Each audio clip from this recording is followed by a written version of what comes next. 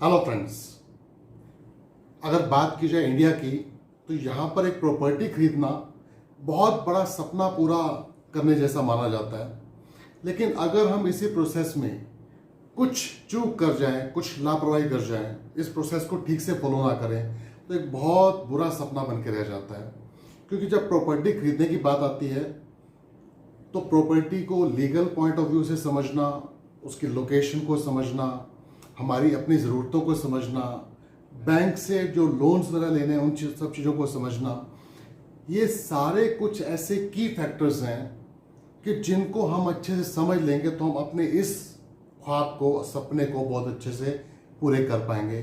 तो आज मैं इन्हीं की फैक्टर्स के बात करने जा रहा हूँ कि एक बहुत बड़ा क्वेश्चन हमेशा मन में रहता है कि वो ऐसे कौन से की फैक्टर्स हैं कि जिनको मैं ठीक से समझ जाऊं तो प्रॉपर्टी खरीदने से पहले उनको कंसिडर करूंगा तो मेरा ये प्रोसेस आसान हो जाएगा।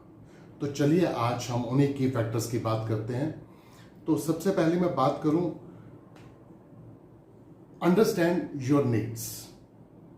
क्योंकि प्रॉपर्टी आप परचेज कर रहे हैं, आपकी नीड्स आपको पूरी तरह क्लियर होनी चाहिए। आप प्रॉपर्टी रेजिडेंशियल पर्पज से खरीद रहे हैं, इन्वेस्टमेंट पर्पज से खरीद रहे हैं। कि फॉर एग्जांपल अगर आप प्रॉपर्टी खरीद रहे हैं रेजिडेंशियल पर्पज से तो it should be very close to your place of work, आपको आसान होगा। और आप परचेज कर रहे हैं इन्वेस्टमेंट पर्पज से तो आप प्रॉपर्टी वहां पे परचेज करिए जहां फ्यूचर ग्रोथ बहुत अच्छी है। उससे क्या होगा, आपकी प्रॉपर्टी की वैल्यू अप्रिशिएट होगी, आपको अच्छे रिटर्न्स मिलेंगी। तो आपको ये जानना बहुत ज़रूरी है कि आपकी नीड क्या है, आपका बजट क्या है। समटाइम्स हम प्रॉपर्टी परचेज करते हैं बस औरों के कंपैरिजन में कि उसने ऐसी प्रॉपर्टी ली है, पर सच ये है कि हर एक की अपनी रिक्वायरमेंट होती है, अपना बजट होता है, अपनी लोकेशन प्रेफरेंस होती है, अपनी साइज़ की प्रेफरेंस होती है। तो आपको किस साइज़ का किस लोकेशन में चाहिए, और आपको एक क्लैरिटी होगी तो आपका काम आसान होगा। सेकेंड पॉइंट अब बात करूं तो research the real estate market. क्यों रियल स्टेट मार्केट को समझना बहुत जरूरी है, क्योंकि आज की डेट में रियल स्टेट मार्केट की बात करूं तो बहुत अलग अलग तरह के ट्रेंड्स फॉलो हो रहे हैं। आप जब भी प्रॉपर्टी परचेज करने जाते हैं तो हमेशा जानने की कोशिश करो कि आज की ट्रेंड में, आज की डेट में क्या करंट ट्रेंड चल रहा है। और मैं बात करूं कुछ ट्रेडिशनल प्रोजेक्ट्स जो पहले के बने हुए हैं, पहले सब कुछ इतनी फैसिलिटीज, इतनी एमिनिटीज प्रोजेक्ट्स में नहीं हुआ करती थी जितनी आज मिलती हैं।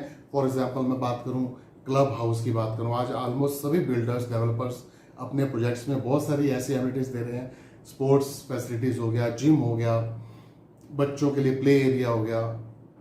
तो ये सारी चीज़ें अगर आपको किसी एरिया में ऑलमोस्ट उसी कॉस्ट पे मिल रही हैं कि जिस कॉस्ट पे उसी एरिया में एक ट्रेडिशनल प्रोजेक्ट में आपको अपार्टमेंट मिल रहा है, तो कंपेयर करिए कि बहुत एडिशनल एक्स्ट्रा कॉस्ट पे करनी पड़ी है जो आपके बजट से बाहर है तो फिर तो ठीक है, ट्रेडिशनल वाला ठीक है। बट अदरवाइज उसी कॉस्ट पे ये सब कुछ चीज़ें आपको मिल रही हैं। तो इन चीज़ों को जरूर रिसर्च करो पहले, और फिर मेन चीज़ एक रिसर्च करो कि क्या आप जिस एरिया में प्लान कर रहे हैं कुछ प्रॉपर्टी परचेज करने के लिए, उस एरिया का इंफ्रास्ट्रक्चर डेवलपमेंट कैसा है, उसकी कनेक्टिविटी कैसी है। क्योंकि किसी एरिया का प्रॉपर्टी की वैल्यू डिपेंड करती है उसकी कनेक्टिविटी पे, उसका रेलवे से, हाईवेज, एक्सप्रेस के साथ, मेट्रो से, एयरपोर्ट से कितनी अच्छी कनेक्टिविटी है। और ये सब कुछ होगा तो आपका फ्यूचर ग्रोथ बहुत अच्छा होगा और आपको रहने में भी कन्वीनियंस होगा। तो उन सब चीज़ों को अच्छे से रिसर्च करके देखो। Next point is legal aspects and documents.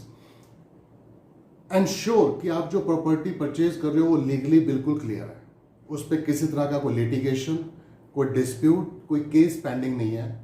कुछ डॉक्यूमेंट्स लाइक टाइटल डीड हो गया वो क्लियर है बिल्कुल। उसके अलावा इनकम्प्रेंस सर्टिफिकेट की उसके ऊपर किसी तरह के कोई चार्जेस पेंडिंग नहीं है। प्रॉपर्टी टैक्स अगर पेएबल बनता है तो वो पेड है, उसके रिसीट्स प्रॉपर लीजिए। उसके अलावा बिल्डिंग प्लान हो गया, कमेंसमेंट सर्टिफिकेट, अगर वो प्रॉपर्टी अंडर कंस्ट्रक्शन है तो क्या उसको कमेंसमेंट सर्टिफिकेट मिल चुका है, कंप्लीट हो चुकी है तो क्या कंप्लीशन सर्टिफिकेट मिल चुका है, और क्या वो प्रॉपर्टी रेडी टू मूव है तो बिल्डर ने आपको ऑक्यूपेंसी सर्टिफिकेट या पोजेशन लेटर आपको दे दिया है।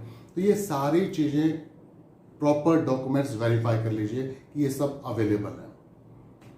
उसके अलावा होम फाइनेंसिंग, आजकल ज़्यादातर बायर्स प्रॉपर्टी खरीदने के लिए होम लोन जरूर अवेल करते हैं, और मैं कहता हूँ अगर आप इसको अवेल कर रहे हैं तो ठीक है, नहीं भी कर रहे तो ये जरूर चेक करिए कि क्या आप जो प्रॉपर्टी परचेज कर रहे हैं वो लोन के लिए एलिजिबल है, मीन्स उस पर बैंक लोन दे रहे हैं। क्योंकि बैंक जब किसी प्रॉपर्टी को अप्रूव करता है लोन देने के लिए तो बैंक बहुत कुछ पहले से वेरिफिकेशन करता है। तो अगर वो बैंक एलिजिबल आपको उस प्रोजेक्ट को अप्रूव कर चुका है, मीन्स होम लोन के लिए एलिजिबल है, तो आपका काम और भी आसान हो जाता है। और अगर आप लोन ले रहे हैं तो ये चेक कर लीजिए कि क्या अलग अलग बैंक्स, अलग अलग फाइनेंशियल इंस्टीट्यूशन अलग अलग बैंक रेट पे देती हैं, तो उनके रेट ऑफ इंटरेस्ट क्या है। फॉर एग्जांपल मैं बात करूं NBFC की, नॉन बैंकिंग फाइनेंस कंपनीज, ये आपको ज़्यादातर आपको जो लोन देते हैं वो फ्लेक्सिबल इंटरेस्ट रेट पे देते हैं। उस केस में क्या होता है कि कभी भी इंटरेस्ट रेट इंक्रीज होता है, कि फॉर एग्जांपल रिजर्व बैंक ने रेपो रेट बढ़ा दिया तो इनका भी रेट ऑफ इंटरेस्ट बढ़ जाता है। तो ये रेट ऑफ इंटरेस्ट बढ़ते ही बढ़ा तो देते हैं, लेकिन कभी रेपो रेट कम होता है रिजर्व बैंक का तो ये रेट ऑफ इंटरेस्ट कम नहीं करते हैं, उसके लिए आपको फाइट करना पड़ता है। तो आपको पूरा पता होना चाहिए क्या प्रोसेस है वहाँ पे। और अगर मैं बात करूँ नेशनलाइज्ड बैंक की, तो most of the time I have seen कि वो इतना अनफेयर एडवांटेज कस्टमर का नहीं लेते हैं। तो as far as possible prefer करिए किसी नेशनलाइज्ड बैंक ने उस प्रोजेक्ट को अप्रूव कर रखा है, तो इट मीन्स वो प्रॉपर्टी और भी क्लियर है। उसके अलावा बहुत सारे बैंक प्रोसेसिंग फीस चार्ज करते हैं, लेकिन आप कुछ नेगोशिएट करेंगे तो बहुत सारे बैंक उसको या तो प्रोसेसिंग फी को वेव कर देते हैं या कम करते हैं, तो वो काफ़ी नेगोशिएट किया जाता है उस पर। Second next thing is property inspection. जब आप प्रॉपर्टी परचेज करने के लिए किसी बिल्डर या डेवलपर से बात करते हैं या किसी रियल एस्टेट एजेंट से बात करते हैं, तो वो प्रॉपर्टी के बारे में बहुत कुछ बताते हैं कि वहाँ पर ये एमिनिटीज़ हैं, वो एमिनिटीज़ हैं, बट आई वुड सजेस्ट कि पर्सनली जाके उसको इंस्पेक्ट करना चाहिए, सर्वे करना चाहिए कि वो सब कुछ सारी एमिनिटीज़ वहाँ पर हैं, वहाँ पे एग्जिस्टिंग स्ट्रक्चर कैसा है, वहाँ की डेवलपमेंट कैसी है, वहाँ की क्वालिटी ऑफ कंस्ट्रक्शन कैसी है, और जो कुछ आसपास डेवलपमेंट बताई जा रही है वो सब कुछ अवेलेबल है या नहीं है। उससे आप अच्छे से उसको इंस्पेक्ट करके सही डिसीजन पे पहुंच सकते हैं। Next is RERA compliance. एक बहुत अच्छी बात आज की डेट में ये हो गई है कि पहले ज़्यादातर बिल्डर्स, डेवलपर्स कस्टमर को बहुत ज़्यादा फ्रॉड कर सकते थे आसानी से, बट जब से रेरा 2016 में real estate regulation and development act 2016 government लाया, आज की डेट में रियल एस्टेट का बिजनेस कहूँ, रियल एस्टेट की सेलिंग परचेजिंग कहूँ, तो अपने आप में बहुत फेयर और बहुत ट्रांसपेरेंट हो गई है। तो इंश्योर कि आप जो प्रॉपर्टी परचेज कर रहे हैं वो रेरा कंप्लायंट है और रेरा में रजिस्टर्ड है। एडिशनल कॉस्ट्स, आप जब प्रॉपर्टी परचेज करते हैं तो इनिशियल आपको एक बेसिक प्राइस बताया जाता है। फॉर एग्जांपल से किसी ने कहा कि आपको 10,000 पर स्क्वायर फीट या 60,000 या 50,000 पर स्क्वायर यार्ड पर या पर स्क्वायर मीटर ऐसे कॉस्ट दी जाती है आपको बेसिक। आपको जितनी यूनिट्स, जितने साइज़ का परचेज करना है, आप उस साइज़ को उस रेट से मल्टीप्लाई करते हैं तो आपको लगता है टोटल कॉस्ट आ गई, तो आप उसके अकॉर्डिंग फाइनल डिसीजन ले लेते हैं। बट बाद में पता चलता है कि इसकी बहुत सारी और एडिशनल कॉस्ट इन्वॉल्व है। फॉर एग्जांपल बाद में वो पता चलता है पार्किंग चार्जेस अलग से पे करने हैं, पावर बैकअप है, लीज रेंट है, मेंटेनेंस चार्जेस है। तो ये पहले से सब कुछ जान लेना चाहिए आपको, ताकि आप अपना बजट अकॉर्डिंगली प्लान कर रहे हैं, वरना बाद में जाकर मुश्किल हो जाती है कि वो लगता है बजट से बहुत बाहर चला गया। लेकिन ये अगर इन सब चीज़ों को पहले जान लेंगे तो बहुत सारे बिल्डर ऐसे भी हैं कि इनिशियल लेवल पे इन पे नेगोशिएट करेंगे तो बहुत सारी चीज़ें बीच में आपको फ्री भी दी जाती हैं, तो वो पहले से पता कर लीजिए आप। Next is final agreement.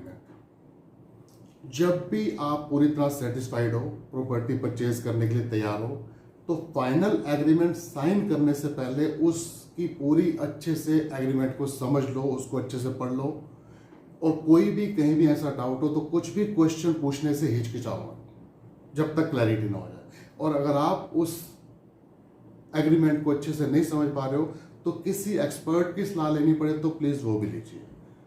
तो आप जितना अवेयर रहेंगे इन चीज़ों के लिए, क्योंकि कुछ की फैक्टर्स हैं जो हम उस टाइम जल्दबाजी में इन चीज़ों को ध्यान नहीं देते हैं और बाद में हम किसी प्रॉब्लम में लैंड कर जाते हैं, तो उस टाइम बहुत एक वो बुरे सपने की तरह लगता है हमें।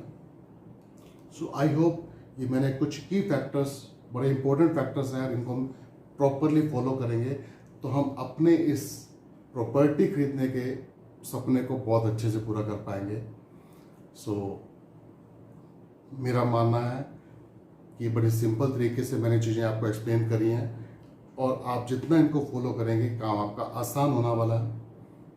सो I wish you a happy house hunting, आपके घर की तलाश बहुत अच्छी हो। और अगर आपको किसी चीज़ को लेकर किसी तरह की कोई सर्विस चाहिए हो तो हम इन सब चीज़ों पे सर्विस भी प्रोवाइड करते हैं। मैं आपसे सब डिटेल्स, कॉन्टैक्ट डिटेल्स शेयर करने वाला हूँ। So my best wishes to all of you. Thank you.